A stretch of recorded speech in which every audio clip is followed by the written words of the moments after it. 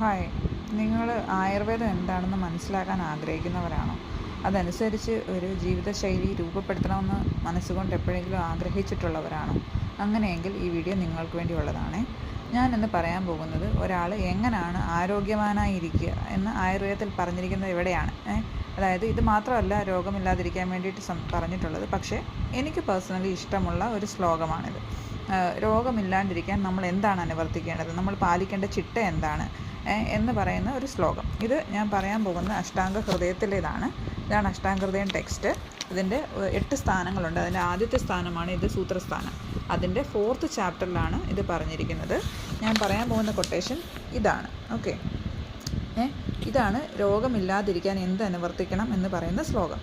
നിത്യം ഹിതാഹാര വിഹാര സേവി സമീക്ഷ്യകാരി വിശേഷു അസക്തഃ ദാതാ സമഃ സത്യപരഃ ക്ഷമാവാൻ ആപ്തോപസേവി ജ ഭവതി അരോഗഃ. എന്താണ് ഇതിൻ്റെ അർത്ഥമെന്ന് നമുക്ക് നോക്കാം. അതായത് നിത്യം ഹിതാഹാര വിഹാര സേവി, നിത്യമായിട്ട് ഹിതമായിട്ട് ഉള്ള ആഹാരങ്ങളും വിഹാരങ്ങളും സേവിക്കുക. ഹിതമായിട്ടുള്ള ആഹാരങ്ങൾ എന്ന് വെച്ചാൽ എന്താണ്? നമ്മുടെ ശരീരത്തിന് ഹിതമായിട്ടുള്ള ആഹാരങ്ങളും വിഹാരങ്ങൾ എന്ന് വെച്ചാൽ എന്താണ്? ആക്ടിവിറ്റീസാണ്. ആക്ടിവിറ്റീസ് നമ്മൾ ശീലിക്കുക.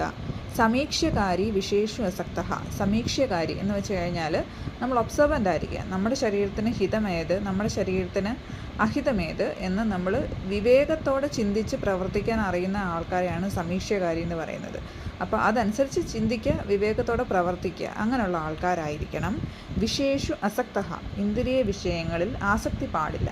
അപ്പോൾ ഇന്ദ്രിയ വിഷയം എന്ന് വെച്ചാൽ എന്താണ്? ശബ്ദം, സ്പർശം, രൂപം, രസം, ഗന്ധം, ഇതിലേതെങ്കിലും കൊണ്ട് നമ്മൾ ആസക്തനാവുമെങ്കിൽ അങ്ങനെയുള്ള കാര്യങ്ങൾ, നമ്മുടെ അമിതാസക്തികൾ ഉപേക്ഷിക്കുക.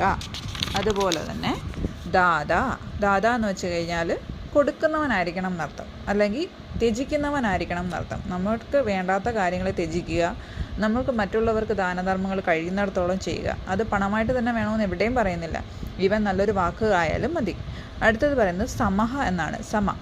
സമ എന്ന് വെച്ച് കഴിഞ്ഞാൽ സമമായി കാണാൻ പറ്റുക എന്നർത്ഥം.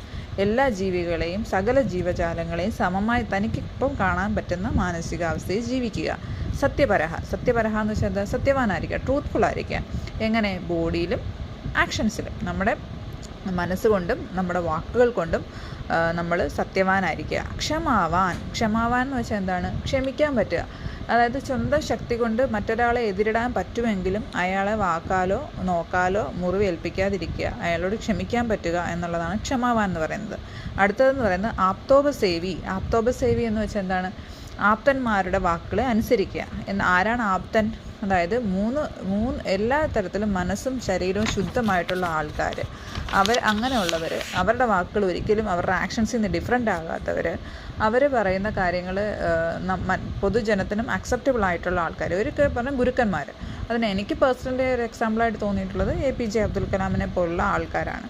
അപ്പോൾ അങ്ങനെയുള്ളവരുടെ ആദർശങ്ങളെ നമ്മൾ മനസ്സിലാക്കുക.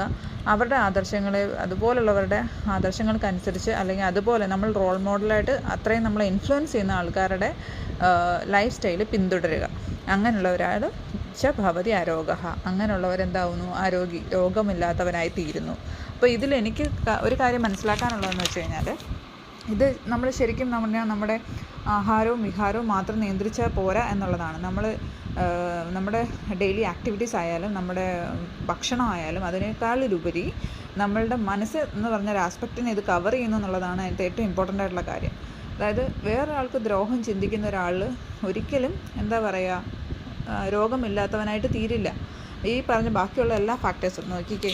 സമീക്ഷകാരി, അതുപോലെ വിശേഷു അസക്തഃ, സമഃ, സത്യപരഃ, ഈ ക്ഷമാവാൻ, ഈ പറഞ്ഞ എല്ലാം നമ്മുടെ സൈക്കോളജിക്കൽ ആസ്പെക്റ്റാണ്. നമ്മുടെ മനസ്സും കൂടെ ശുദ്ധമായിരുന്നാലേ, മനസ്സും കൂടെ കൺസിഡർ ചെയ്താൽ മാത്രമേ നമുക്ക് രോഗമില്ലാതിരിക്കുന്ന ഒരവസ്ഥ ഉണ്ടാവുകയുള്ളൂ. നമ്മൾ ഒരു കവിത